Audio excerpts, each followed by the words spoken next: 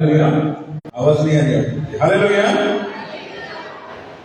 परमेश्वर का परिवार है और आज का जो विषय इस प्रकार से कहता है, ज्यांना देवांचे राज्य हवे आहे ते त्यासाठी कोणत्याही किंमत मोजायला तयार असतात।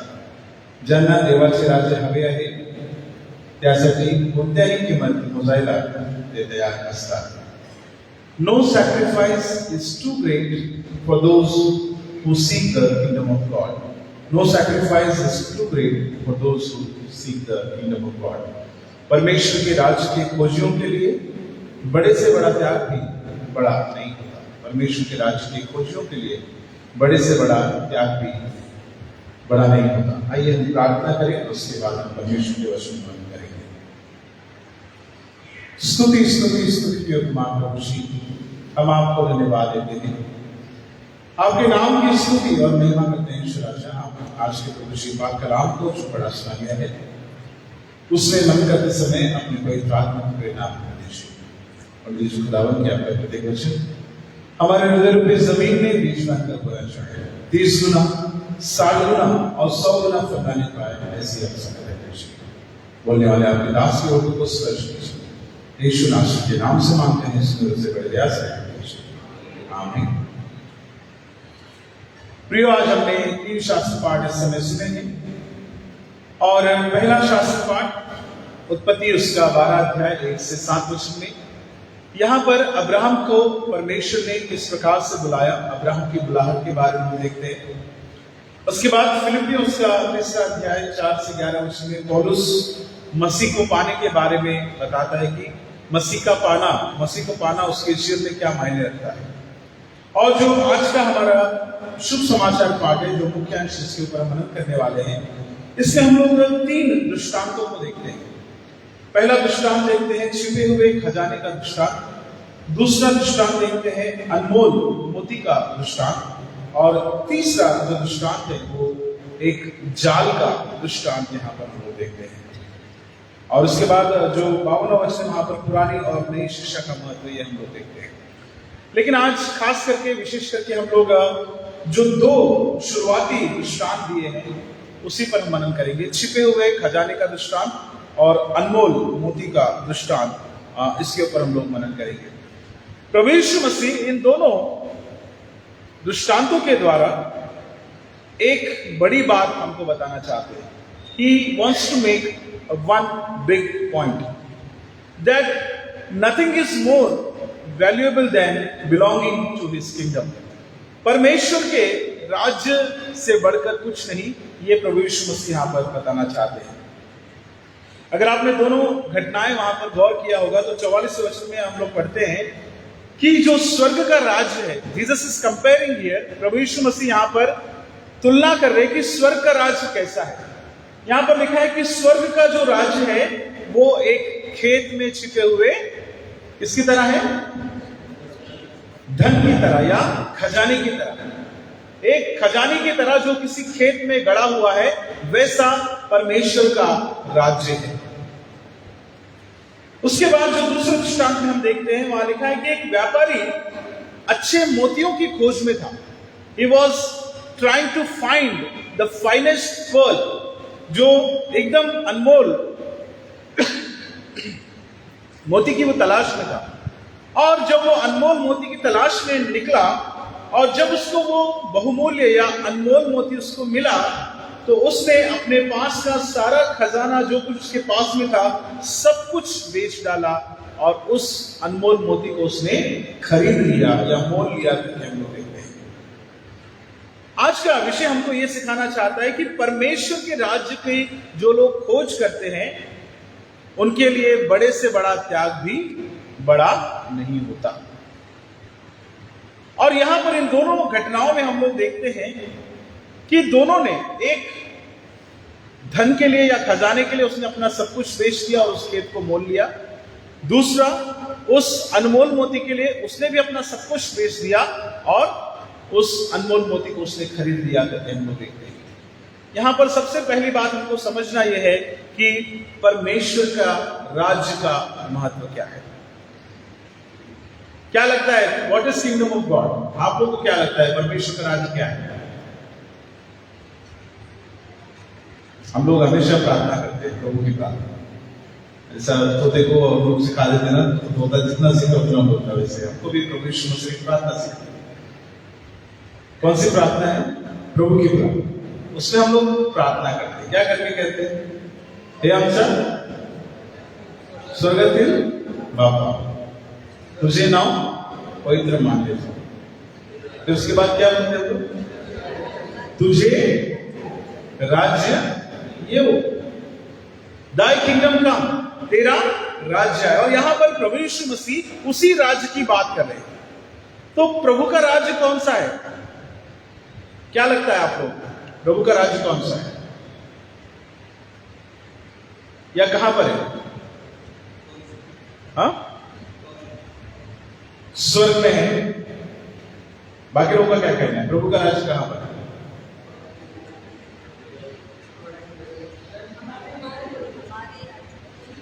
कहां पर है? हमारे अंदर है। और कुछ लोगों का कहना है कि स्वर्ग में है, कुछ लोगों का कहना है कि हमारे अंदर है। और कोई आप लोगों का विचार, प्रभु का राज्य कहां पर है? Where is the kingdom of God?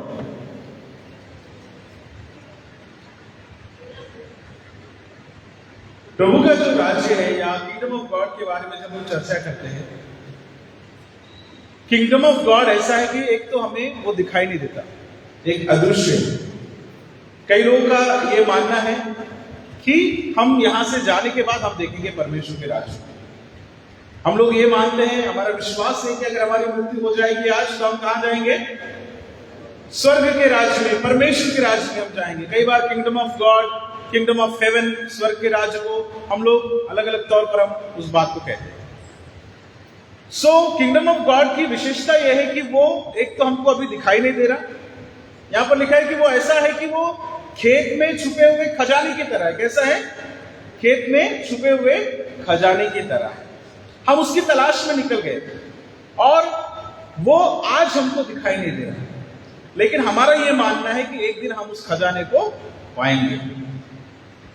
तो वह भी हमें दिखाई नहीं दे रहा। लेकिन दूसरा अगर नजरिए से हम देखें, जैसा कुछ लोगों ने कहा कि परमेश्वर का राज्य हमारे मन के अंदर है।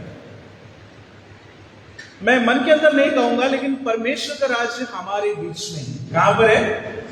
हमारे बीच में है। जहां पर दो या तीन प्रभु के नाम से इकट्ठा होते हैं, उनके बीच में कौन रहता है? प्रभु रहता है। तो प्रभु यीशु मसीह का ये वचन है कि जहां दो या तीन मेरे नाम से इकट्ठा होते हैं, उनके बीच में मैं उपस्थित हूं। तो प्रभु का राज्य हमारे बीच में, it is here and it is going to come. ये है भी और आने भी वाला है। इसके 2 डायमेंशन है। एक तो वो आएगा, स्वर्ग का राज्य उसका। दूसरा वो अभी हमारे बीच में। हर वो लोग जो 2-3 लोग इकट्ठा होते हैं कहीं पर भी, क्या उनके बीच में प्रभु का राज्य है? नहीं। लेकिन जो लोग प्रभु यीशु के नाम से इकट्ठा होते, उनके बीच में परमेश्वर का राज्य है। जो लोग न्याय की बात करते हैं, जो समानता की बात करते हैं, जो एक दूसरे से प्रेम की बात करते हैं, जो अन्याय को सहते नहीं, जो एक दूसरे को क्षमा करते हैं, इन लोगों के बीच में और इन विशेषताओं में हमको प्रभु का राज्य दिखाई देता है। बाकी जगह प्रभु का राज्य नहीं है। जहां पर प्रभु की बातें होती है, जहां पर न्याय की बात होती है, जहां एकता की बात होती है, जहां समानता की बात होती है, जहां नफरत को मिटाकर हम क्षमा की बात करते हैं, वहां पर प्रभु का राज्य है। अन्यथा वहां प्रभु का राज्य नहीं है। सो पहले ये कॉन्सेप्ट हमारा क्लियर होना जरूरी है कि परमेश्वर का राज्य क्या है। हम लोग उस राज्य को पाने वाले हैं। हम सब ये विश्वास करते हैं कि यीशु मसीह जब इस संसार में थे तो उन्होंने कहा कि मैं तुम्हारे लिए जगह तैयार करने जाता हूं, ताकि आकर तुमको यहां से ले जाओ, जहां मैं रहूं वहां तुम भी रहो। मेरे पिता के घर में रहने के बहुत से स्थान है करके प्रभु ने कहा।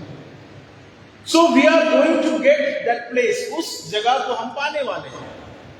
ये जो शब्द यहां इस्तेमाल किया गया, किंगडम ऑफ गॉड, परमेश्वर का राज्य, क्योंकि पुराने समय में राजा महाराजा लोग रहते थे, राजाओं का राज हुआ करता था, इसलिए किंगडम, किंग से किंगडम, राजा से राज्य की बात वहां पर आई। आज के परिवेश में हम लोग किंगडम नहीं परंतु रेन ऑफ गॉड, रेन यानी रूल ऑफ गॉड, परमेश्वर का कानून या परमेश्वर का न्याय व्यवस्था, इसकी हम बात करते हैं। परमेश्वर की न्याय व्यवस्था कहां चलती है? जहां लोग एक दूसरे से समानता से व्यवहार करते हैं, परमेश्वर का राज्य उनके बीच में है। सो यहां पर हम लोग देखते हैं कि परमेश्वर के राज्य को पाने के लिए इन दोनों व्यक्तियों ने क्या किया। 3 बातें मैं आज आपके सामने रखना चाहता हूं। पहली बात हम लोग विचार करते हैं, the kingdom of God is of supreme value. परमेश्वर का जो राज्य है वो सर्वोच्च या सबसे ज्यादा मूल्यवान है। हालेलुया। परमेश्वर का राज्य क्या है? सर्वोच्च मूल्यवान है, सबसे ज्यादा वैल्यू उसका है। It is more valuable than anything else. बाकी सबसे बढ़कर परमेश्वर का राज्य सुप्रीम वैल्यू का है। The kingdom is of supreme value. अगर हम इन वचनों में देखते हैं, आज के वचनों में, तो यहां पर लिखा है कि जब इन दोनों मनुष्यों ने उस चीज को पा लिया, खजाने को और मोती को पा लिया, तो उन दोनों का जो धन है, अगर दोनों को जोड़ भी दिया जाए तो भी परमेश्वर का राज्य उससे भी ज्यादा क्या है? मूल्यवान है। परमेश्वर का राज्य उससे भी ज्यादा मूल्यवान है। हम जितने लोग यहां पर बैठे हैं या संसार के जितने लोगों के पास जितना भी धन क्यों ना हो, अगर वो सब जोड़ दिया जाए तो भी परमेश्वर का राज्य उससे मूल्यवान है। So the kingdom of God is of supreme value. पहली बात हम यहां पर सीखते हैं कि परमेश्वर का राज्य सर्वोच्च मूल्यवान है, सबसे ज्यादा मूल्यवान है। यहां पर 2 हम लोग पैराबल्स या दृष्टांत को हम लोग देखते हैं। पहला दृष्टांत में क्या लिखा है? 44 वचन पे पढ़ लीजिए, 44 से 46 तक पढ़ लीजिए।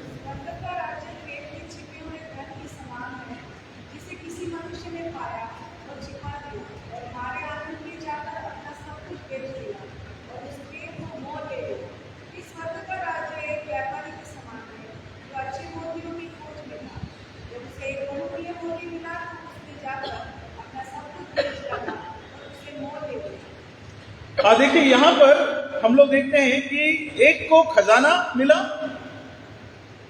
खेत में छिपा हुआ धन, खजाना एक को मिला, दूसरे को बहुमूल्य मोती मिला। अब ये जो व्यक्ति है जिसको खजाना मिला, इसके बारे में थोड़ा सा हम लोग गौर करेंगे। क्या खजाना मिल सकता है खेत में गड़ा हुआ?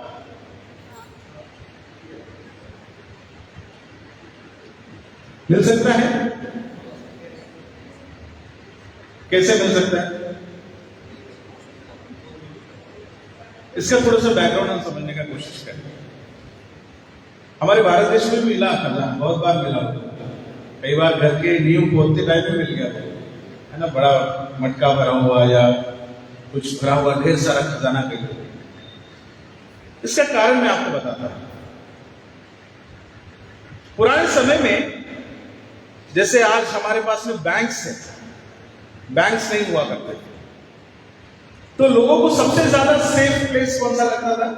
और ना हमारे पास जैसे गोदरेज की अलमारी आज है, ताला लगा दिया और चाबी, हमारे पास ऐसे अलमारियां नहीं हुआ करती।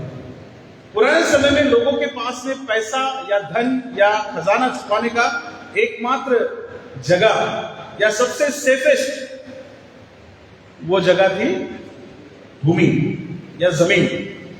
तो वो लोग क्या करते थे?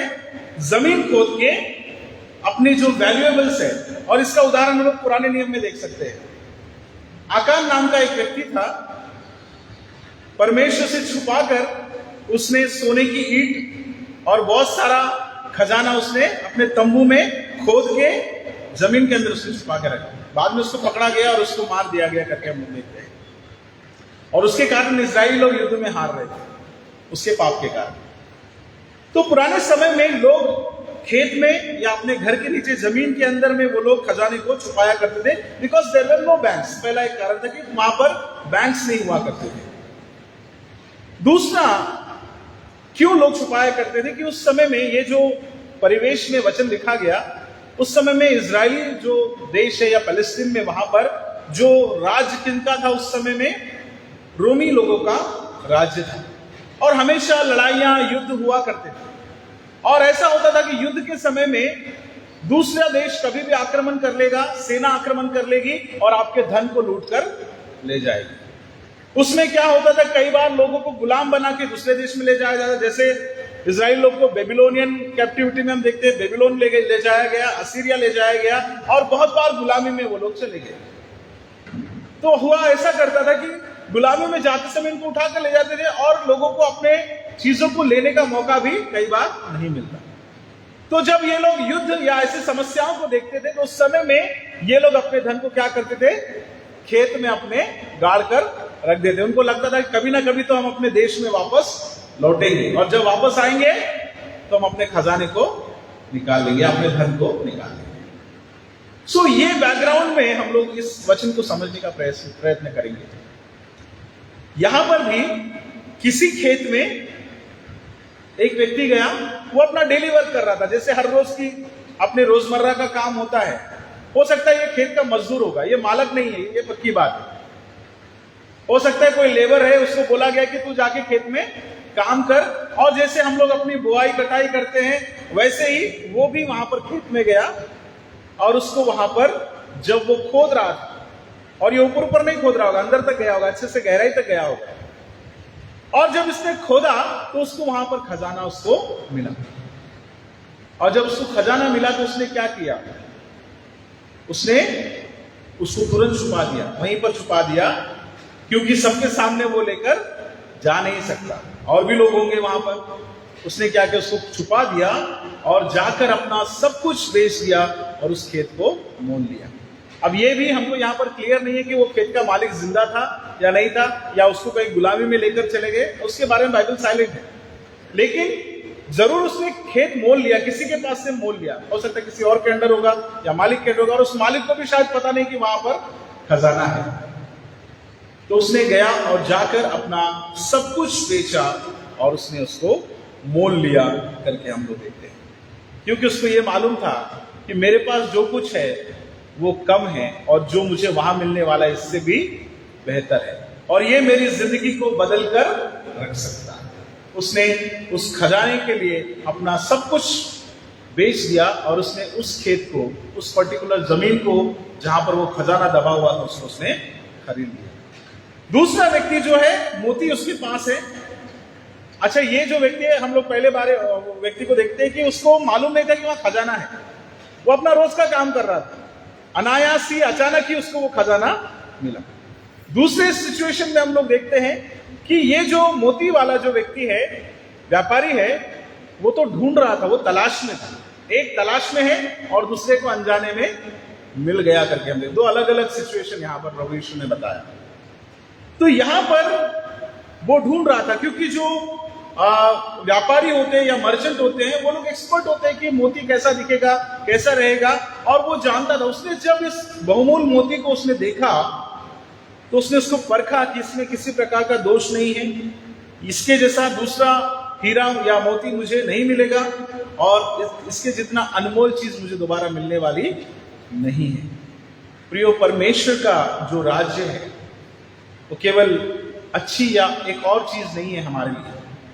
परमेश्वर का राज्य वहां पर, जैसे मैंने शुरुआत में बताया, जहां पापों की क्षमा की जाती है।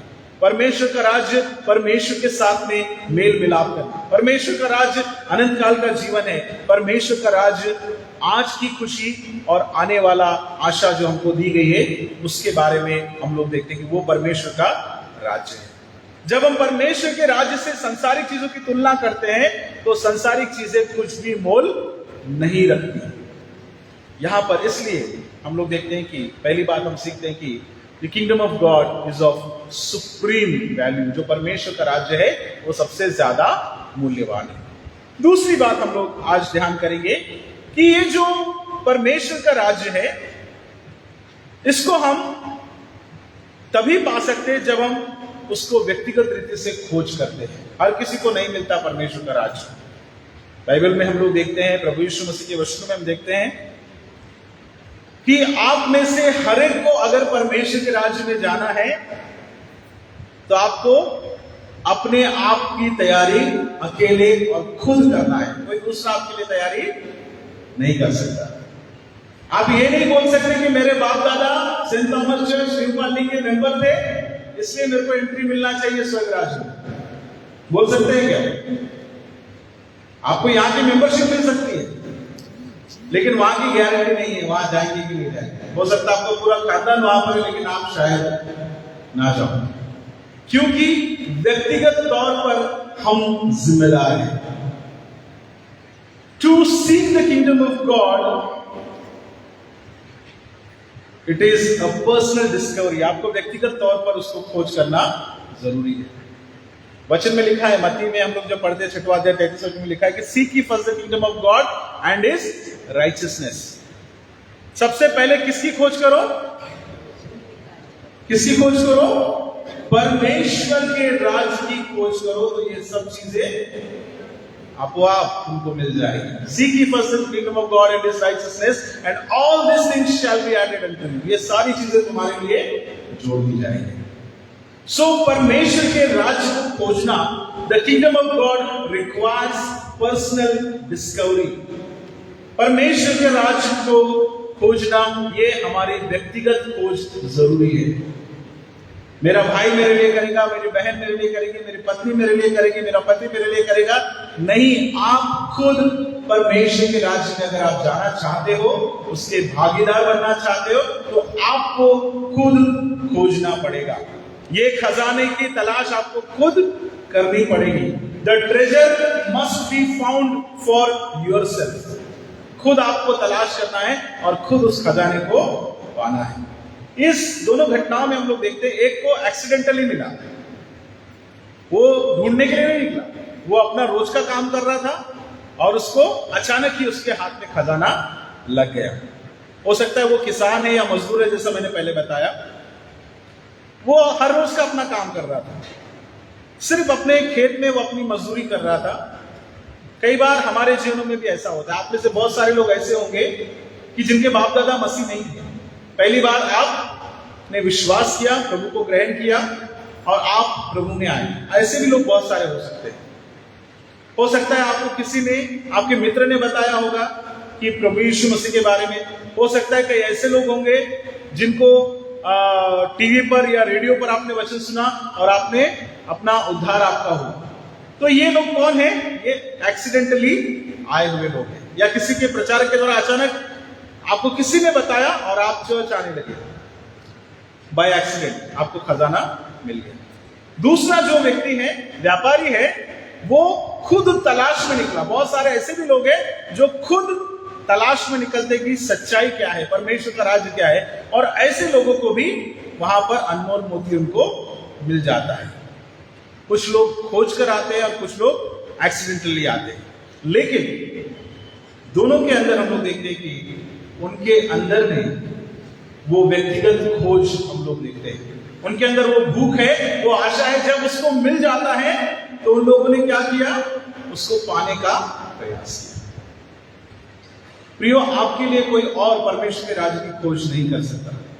आपके माँ बाप का विश्वास, आपकी संस्कृति, आपका धर्म आपको बचा नहीं सकता। आपको केवल प्रभु यीशु मसीह बचा सकता है।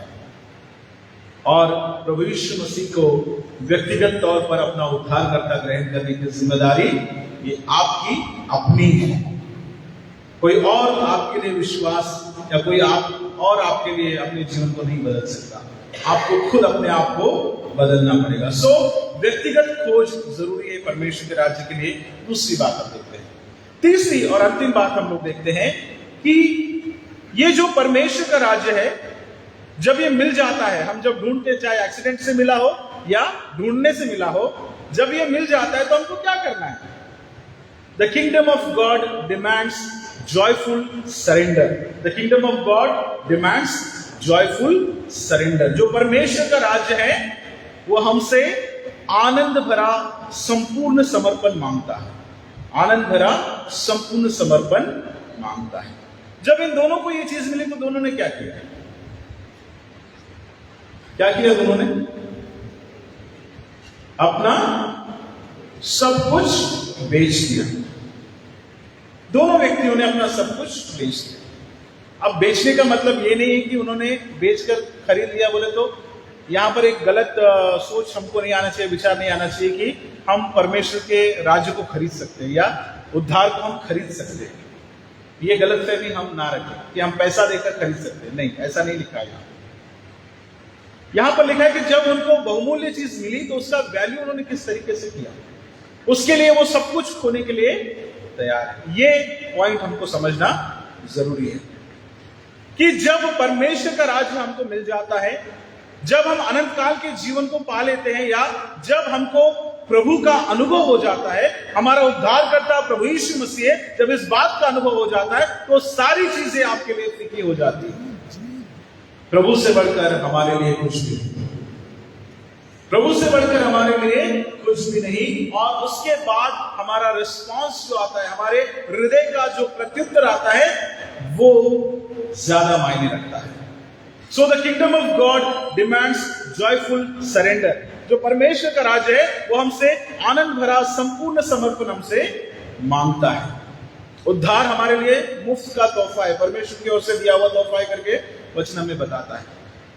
लेकिन उसको पाने के लिए विश्वास होना भी जरूरी है। विश्वास आपका जो सरेंडर दिखाता है, आपका समर्पण दिखाता है। इफिसियों में हम लोग पढ़ते हैं, we are saved by grace through faith. विश्वास के द्वारा, अनुग्रह से हमारा उद्धार हुआ है। जब हमको उद्धार मिल रहा है तो हमारी तरफ से क्या करना है? हमको विश्वास दिखाना जरूरी है। वो हमारा टोटल या जॉयफुल सरेंडर हम लोग देखते हैं। परमेश्वर का राज्य प्रियो हमसे संपूर्ण समर्पण चाहता है। उन लोगों ने अपना सब कुछ बेच दिया।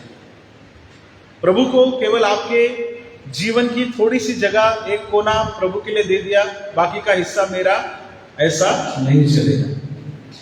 पहले के समय में एक ट्रैक्ट आता था, पता नहीं आप लोगों ने पढ़ा कि नहीं, प्रेमलाल का हृदय करके एक ट्रैक्ट निकला था। उसमें वो अपने दिल में हर किसी को जगह देता है और परमेश्वर को भी थोड़ी सी जगह देता है। लेकिन जब जीवन में बदलाव आता है, प्रभु का आत्मा जब हमारे अंदर आता है, तो ये सारी बुराइयां हमारे दिल से दूर होना चाहिए। कंप्लीट सरेंडर का मतलब ये है कि प्रभु को एक छोटा सा कोना नहीं चाहिए आपके हृदय में या आपके जीवन में। प्रभु को पूरा सिंहासन चाहिए। उसको कोने में मत बिठा के रखो प्रभु को, परमेश्वर को। उसको आपके हृदय का सिंहासन आपको देना है। प्रभु को अगर सिंहासन देना है तो आपको अपने जीवन से घमंड को त्याग करना पड़ेगा। समर्पण, जैसे यहां पर सरेंडर किया गया तो सब कुछ अपना बेच दिया। जो उसका पुराना चीजें थी सब कुछ निकल गई, सब कुछ बेच दिया उसने। अगर प्रभु आपके जीवन में आता है तो आपके पुराने जीवन का घमंड आपको निकालकर दूर करना है। मैं दूसरे से बहुत अच्छा हूं, अगर ये सोच हमारे अंदर, तो उसका भी हमको त्याग करना जरूरी है। सेल्फ राइचियसनेस आजकल ये मसीह लोगों में बहुत ज्यादा चल रहा है कि तुमसे ज्यादा मैं आत्मिक हूं। स्पिरिचुअल प्राइड जिसको हम लोग बोलते हैं। तुमको प्रार्थना करना नहीं आता, मुझे बहुत अच्छा प्रार्थना करना। तुमको वचन बताना नहीं आता, मुझे बहुत अच्छा वचन बताना। तुम 52 संडे चर्च नहीं आते, मैं जाता हूं 52 संडे चर्च। स्पिरिचुअल प्राइड ऐसे ही शुरू होती है। आत्मिक घमंड ऐसे ही शुरू होता है। हम अपने आप को दूसरों से कंपेयर करने लगते हैं और अपने आप को दूसरे से बेहतर समझने लगते हैं। लेकिन हम कितने ही धार्मिक काम करते, सब मैले कुचेले चितड़ों के समाने करके वचन कहता है। प्रियो, जब हम प्रभु को पा लेते हैं तो ये सब चीजों का त्याग करना पड़ेगा। हो सकता है आपके फेवरेट पाप हो, कुछ पसंदीदा पाप हो, उसको भी आपको छोड़ना पड़ेगा। हर उस बुराई का त्याग करना पड़ेगा, तभी जो है आप टोटल सरेंडर दिखा सकते हैं। परमेश्वर का राज्य अगर हमको पाना है तो आनंद के साथ संपूर्ण समर्पण वो चाहता है। और ऐसे ही क्योंकि बस करना है करके नहीं करना है, यहां लिखा है कि संपूर्ण आनंद के साथ में करना है। अरे ये जा रहा है, अरे मुझे ये छोड़ना पड़ेगा, दुख हो रही है हमको, है ना। प्रभु के लिए अगर आप कुछ त्याग करें तो आपको दुख नहीं होना चाहिए। उपवास के लिए भी हम लोग जब देखते तो उपवास में भी वहां पर लिखा हुआ है कि जब तुम उपवास करो तो तुम्हारा चेहरा ऐसा है ना, सूजा हुआ, कब से सालों से भूखे, ऐसा नहीं दिखना चाहिए। सिर पर अच्छे से तेल मलो, प्रार्थना करो, आनंद तुम्हारे चेहरे पर झलकना चाहिए। जैसे तुमने भोजन अच्छे से किया हो ऐसे दिखना चाहिए। वैसे ही जब हम परमेश्वर के राज्य को पाने के लिए हम चाहत रखते हैं, तो ये सब कुछ अगर हमको खोना भी पड़े तो दुखी नहीं होना है हमको इसके लिए। यीशु नाम को अपना कहना मतलब जैसे कांटों की राहों पर चलना। हम लोग सब कुछ खोने के लिए हम तैयार रहे। यहां पर ये जो लोग हैं, इन लोगों ने दुख के साथ में अपनी चीजों को नहीं बेचा। हम लोग अपनी चीजों को कब बेचते हैं जनरली? अगर आपके पास सोना है तो कब महिलाएं कब उसको निकालती है? ऐसे तो नहीं निकालती, बेचने के लिए। कब निकालती है? जब कोई जरूरत, संकट का समय खासकर।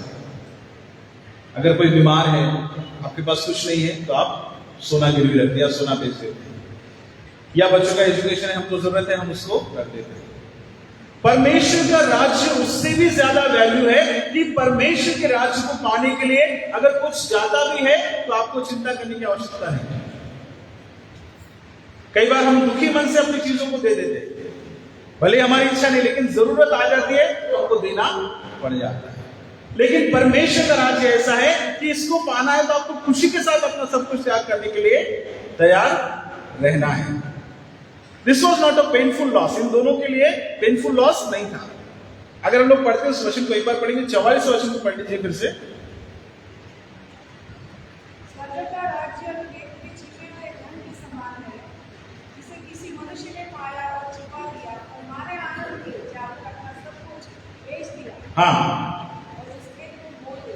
ये जो लाइन है वहां लिखा है कि किसी मनुष्य ने उस धन को पाया और फिर क्या किया, उसको छुपा दिया। उसके बाद की लाइन पे गौर कीजिए, लिखा है और क्या हुआ उसने, और मारे आनंद के जाकर अपना सब कुछ बेच दिया। मराठी मध्ये काय लिहिलेलं आहे? मराठी मध्ये वाचा कोणीतरी।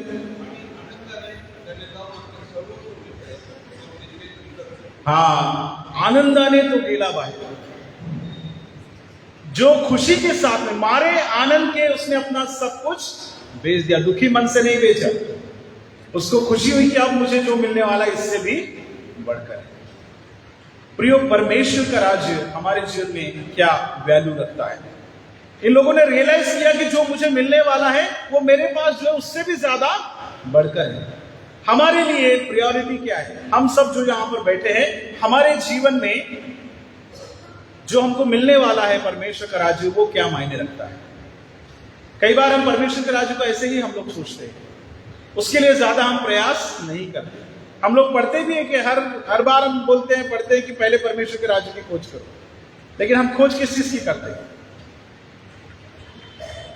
ज्यादा तो हम लोग धन की खोज करते हैं, नौकरी की खोज करते हैं, अपनी जरूरत की हम खोज करते हैं। लेकिन परमेश्वर के राज्य की जब हम खोज करते हैं तो उसके लिए सब कुछ अगर खो भी दे, कोई बड़ी बात नहीं करके प्रभु का वचन कहता है। एक आखिरी वचन पढ़ते हैं, फिलिपियों उसका 3रा अध्याय 8वां वचन, जहां पर पौलुस क्या कहता है स्वर्ग के राज्य के बारे में या प्रभु यीशु के बारे में क्या कहता है। फिलिपियों 3:8।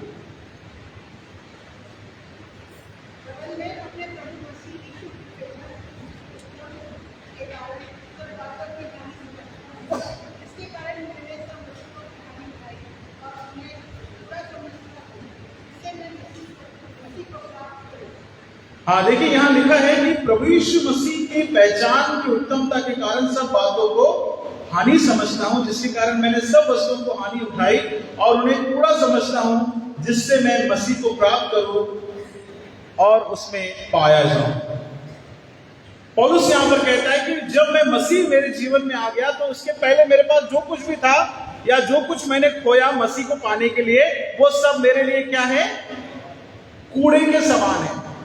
अगर आपको प्रभु मिल गया तो आपके बैंक बैलेंस, आपका सोना सब आपके लिए कूड़ा हो जाना चाहिए।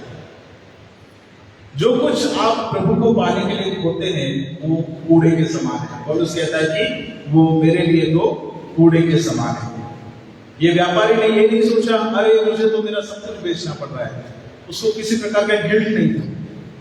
उस खेती के मजदूर ने भी ये नहीं सोचा कि मुझे सब कुछ अपना बेचना पड़ रहा है, लेकिन उन्होंने यही सोचा कि अगर मुझे वो अनमोल मोती मिल गया तो मेरे पास का सब कुछ चला भी गया तो मुझे कोई फर्क नहीं पड़ता। यही सोच आज हमारे अंदर में जरूरी है कि परमेश्वर का राज्य अगर मुझे मिल गया तो फिर बाकी कुछ मिले या ना मिले, कुछ मिले या ना मिले, मैं प्रभु के राज्य में जाने वाला हूं।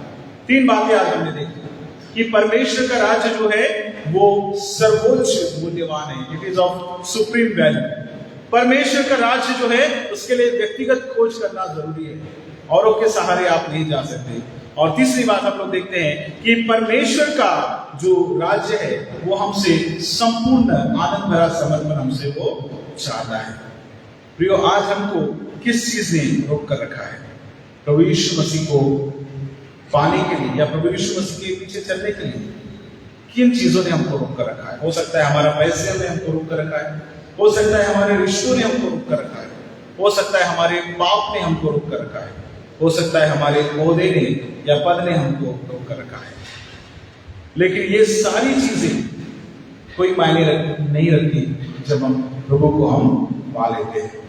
2 मनुष्य 2 खजाने, एक ही उनका रिस्पॉन्स, एक ही उनका जवाब, संपूर्ण समर्पण, और वो भी पूरे आनंद के साथ। बहुतों के लिए आज भी ये खजाना छुपा हुआ है। बहुत सारे लोग हैं जिनको आज तक प्रभु का वचन नहीं मिला, बहुत से ऐसे लोग हैं जिनको आज तक सुसमाचार प्राप्त नहीं हुआ, लेकिन आज ये खजाना आपको मिल चुका है, या आपके लिए खजाना है करके पता चल गया। कहां पर है खजाना? खेत में छुपा है, आपके खुदाई में आपको पता चला है कि खजाना कहां पर है। लेकिन प्रश्न ये है कि क्या वो खजाना आपके जीवन में मायने रखता है? प्रश्न ये है कि आप उस खजाने को पाना चाहते हैं या नहीं? प्रश्न ये है कि आप उस खजाने को पाने के लिए अपना सब कुछ त्याग करने के लिए तैयार है या नहीं? केवल दूर से खजाने को देखने से कोई फायदा नहीं है, वो आपके पास नहीं आने वाला है। उस खजाने को पाना है, उस अनमोल मोती को पाना है तो क्या करना पड़ेगा? क्या करना पड़ेगा? ये नहीं बता रहे, क्या करना पड़ेगा?